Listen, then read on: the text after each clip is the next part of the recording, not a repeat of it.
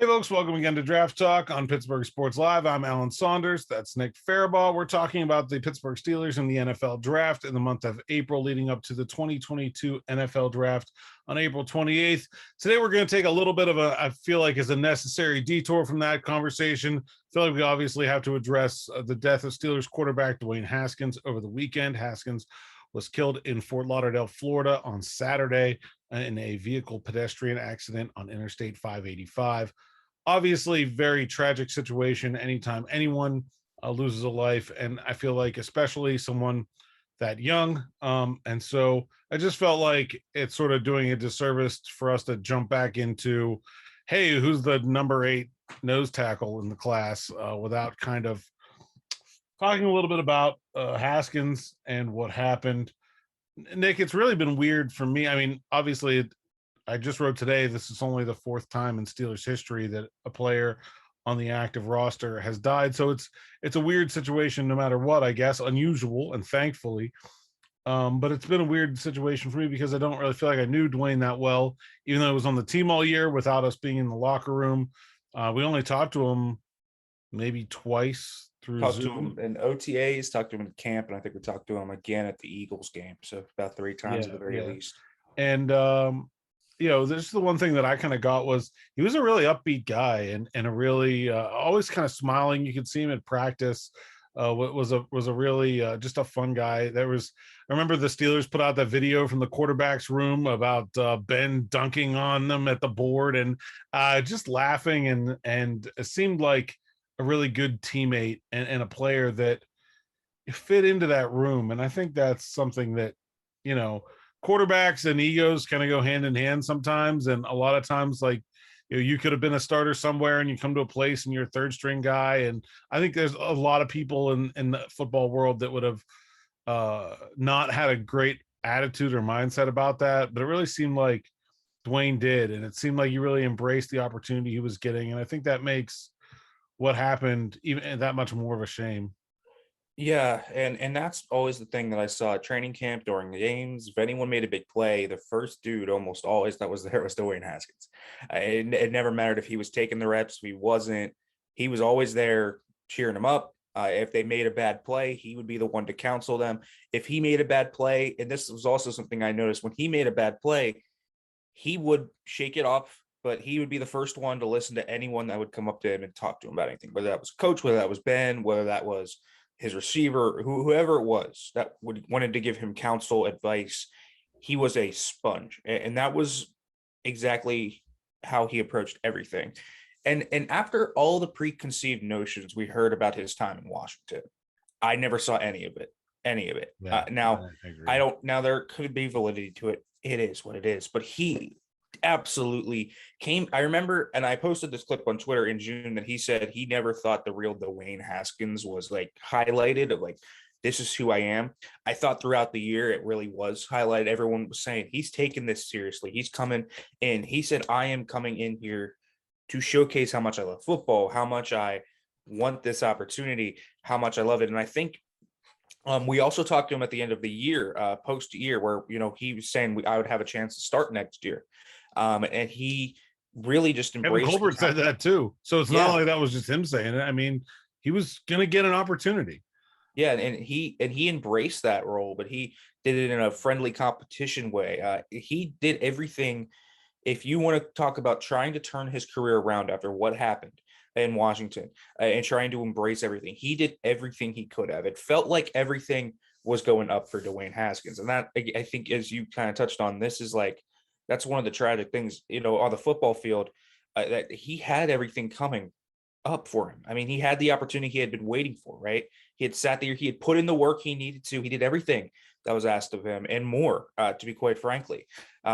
And so I think, and then the person off the field, every time we talked about Dwayne Haskins and we asked someone about him, I always felt like the person was the first person, was the guy they talked. You don't always hear that, right?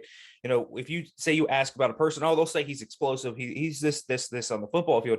The first thing everyone said about Dwayne Haskins was how great of a person he was off the field.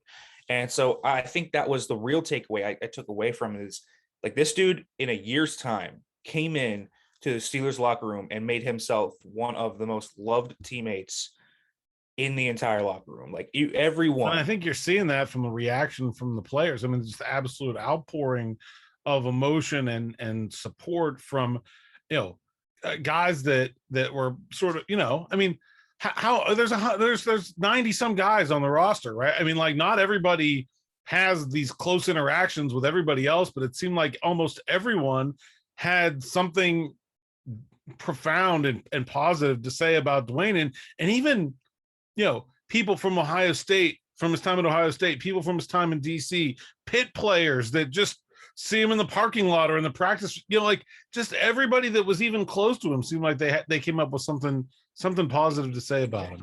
And he just had that type of magnetic energy where he was a guy that in that locker room just came in and made, and his impact was big off the field. And that's always been something. Always was a guy that you saw in the community doing a lot of work. He was a guy that, as I said, I mean, he was there, got signed in January, and he had been here essentially a year and about 3 months. And he had made it feel like he was here for 10 years with the amount of people that actually gave the outpouring of support, that gave the outpouring of profoundness, and so it was really something to see how many people he had touched. I really think that is the thing. In one short year in Pittsburgh, he had touched just about everybody he could have. And I think that's something pretty special, because you just don't see guys come around that do that very often. And that's the thing that I came away, is that this is a big time guy off the field that I think was the person Dwayne first. And that's the thing, football field aside, I think his football journey talks about the same type of player we're talking about him being off the field. Had some troubles, never put his head down, charged forward, did it all with a smile, and said, I'm going to get my opportunity. I'm going to work hard to it. Did everything he was asked of and more. And I say and more, and I mean it, and more. He did everything he could have. He never played in a game last year. Never played in a game. And even, Mason Rudolph got the start against the Lions. He never, ever, ever had a frown on his face. Always was celebrating with his guys. Always, was putting in the work in practice. He was trying to be the sponge type guy that could come in next year and get his opportunity, but he was doing it all in a supportive way. He was doing it all in a fiercely competitive way. He was always, and this is another thing, always was willing to help Mason Rudolph. Always was willing to help him. Like, that's the guy he was supposed to be competing with. I never felt there was any malicious intent there for Dwayne at all. And that was the thing. I saw them, the QB2 battle, right? That was the big storyline. It felt like the last training camp that, okay, outside of the offensive line, it's like, okay, Dwayne's going to unthrone Mason Rudolph as the QB2. Like, that was a lot of the buzz. And I feel like he never, he took it and said, okay, I want to do that. But he never turned a cold shoulder to Mason Rudolph. He always was there to help him. If Rudolph had a bad play, Dwayne was one of the guys first there to help him. And it felt like there was that type of just a guy that was so selfless. It's pretty unbelievable. I can't tell you, obviously we didn't get to know him a ton and be in that locker room and say, okay, this is what he was. But from what I had observed over the past year and 30 years, just from seeing everything, I can't tell you one moment where I said Dwayne Haskins was selfish. Like, legitimately, I can't think of one moment. And the only moment so the word that ultimately comes to mind with Dwayne Haskins is selfless. And so I think that's the type of person he was. Yeah, I totally agree. And I think when you talk about how this will impact the Steelers, and obviously it's too early to really know how, but I think, you have to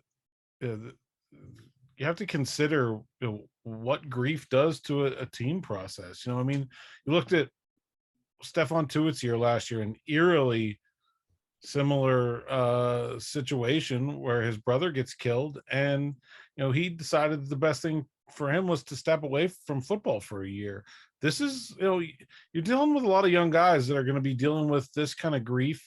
I mean, Chase Claypool, I think, deserves a lot of credit for being open about his emotions on social media. And but this is going to be hard for these guys. This is going to be emotional, and you never know how people are going to respond to that, what's going to happen. But I mean, I think it's going to, this feels like the kind of thing that is going to sort of dominate this offseason in a way where, how they respond to this tragedy is gonna end up mattering on the field. I mean, it will be a part of this season, the story of this season's team, certainly. Yeah, and this has been a team though, with vets like Cam and Tuitt and guys that have been here long. They've dealt with a lot of tragedy over the past years. I think more so. I think the Steelers organization in recent years has been dealt a lot of significant blows. First, the Shazier injury. Now, obviously, that wasn't a death, but that's an end of a man's dream, and he almost got paralyzed, and his team had stopped right in front of him. That was a traumatic thing. Daryl Drake passing away right in training camp. That was significant. Then you had the Tuitt situation last year. Tunch Ilkin. Yeah, I mean, like Tunch Ilkin. I mean, I feel like that the Steelers have had a lot of tragedy really happen around them, more so than like a lot of football locker rooms, and it's been really, really something. It just feels like the hits keep coming, and this one is going to be huge as well. Dwayne Haskins, because again, I said just how much an impact he had made to everybody, and so like I mean, not everyone from the team last year is back, but a lot of the same players are back, and it's going to affect them. Are they going to be in the right headspace? I don't know. They're going to grieve. And you saw Chase Claypool. I mean, he clearly is grieving. I mean, very heavily, tearfully so, and rightfully so.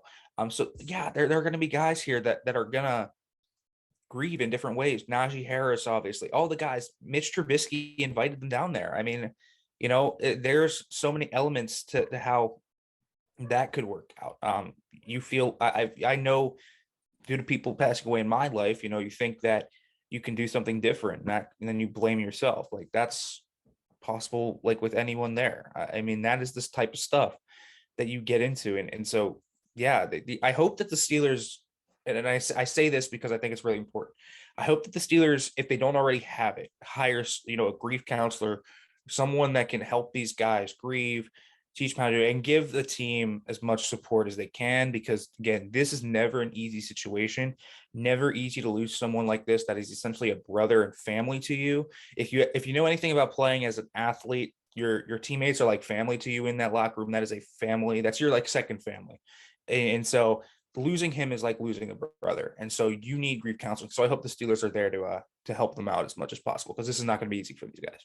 I agree. The team will be starting to get together next week, I believe. Yeah, next Monday is the first day of the optional NFL offseason training program. So probably not the whole team, but most of the younger guys will be in Pittsburgh starting next Monday. So an opportunity for the team to come together and maybe address some of those things as well. I think we need to talk a little bit about what happens on the field. I don't really feel like I think that will be the big thing here. The Steelers were going to have at least a 3, probably a 4-man quarterback competition. I expect that'll still be the case, and certainly Dwayne Haskins was a player that had the talent to win it.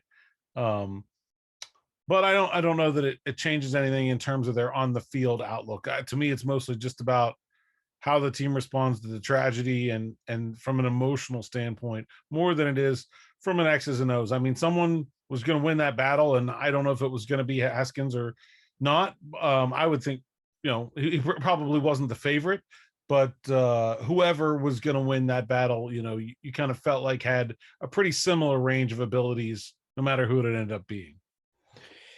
Yeah, that's the tough discussion I think that anyone has to have about Dwayne Haskins and his passing, is because it might change how they view the quarterback position. It's now possible they double dip, for example, at the position if they really want to. That's a significant thing. And it's hard that you're going to find anyone with the upside Haskins has. I feel like for that cheap. Like, who are you actually going to find with that talent? I don't know. Yeah, there's Haskins, no replacing. Like you can't replace first of all Dwayne in the locker room. That's just not going to happen. You can't. And then you're also and then you get somebody that has the physical tools to be the number 15 overall pick. I mean, that's not going to come back to their room this year. Yeah, and no one's going to have the pedigree he had to what he did at Ohio State. No one's going to have that. So it's a loss in terms of that as well. And so you lose what you have in the locker room. which makes me think if they're going to go out and sign someone, similar type of player. Not that there's going to be guys that are out there that are like that. But yeah, it'd be pretty tough. And they don't, I don't know if it'll change their outlook to the draft, especially just with 2 weeks now. It's a little late in the game to be changing your mind, but I would expect them. They will have 4 quarterbacks, like Mike Tomlin said earlier this offseason. How they get there, we don't know, but they will obviously add a now 3rd and 4th quarterback to this group that includes Mason Rudolph and Mitchell Trubisky. And man, what a disappointing blow to a team that seemed to have amassed some talent in that spot, and now to have so much of it taken away it's sad and it's tragic, and I think that's pretty much all there really is to say. Yeah, it really is just so sad to see everything transpire here, because you lose such a fantastic person off the field, such a great teammate, and then it's such a blow to the Steelers overall. I mean, really, they're off the field. Their on the field plans might change. They might draft one. This might be a situation where, a Duck Hodges like situation where rookie camp quarterbacks kind of come in and they get 2 guys to rookie camp invites, and one of them makes the roster. In terms of, and by roster I mean training camp roster. So that could be a possibility where the 4th guy is just an undrafted free agent. But it really, that's just, I think you kind of summed it up there. What a terribly tragic situation all around. Just not great. It's not a great feeling to have. I don't care what you think about whatever. I mean, they lost a 24-year-old great person who had everything he wanted coming to him, and it was on the upswing. It felt like everything was clicking for Dwayne Haskins, and I think that's the worst part of everything. Whatever you had heard from his time in Washington, I don't know the validity to it. Again, I'd never seen anything that would let me know those are true or whatever. I don't know what it is, but if they were, it felt like he had dispelled everything that had been said there and everything that he had wanted in the NFL. Another opportunity, it was coming to him. And that's really what's, I think, so sad about the whole thing. Yeah, I totally agree. So I just felt like we need to address that with you folks, and we can get back to the kind of hardcore draft talk as we go forward, but felt like it wasn't right to just continue that without at least talking about Dwayne Haskins and the situation and addressing it. So I feel like we accomplished that, and we can get back into some draft talk the rest of this week. And obviously there's still going to be more news I'm certain that we're going to hear about when it comes to the Haskins situation. So we'll have all that for you at SteelersNow.com, as it's full of news from the weekend, for you to get the latest. Anything else you want to add, Nick? Oh, I think we're good. Okay, yeah. So for Nick Farabaugh, I'm Alan Saunders. Thanks for listening as always, and enjoy the rest of your day. Stay safe, and we'll see you next time.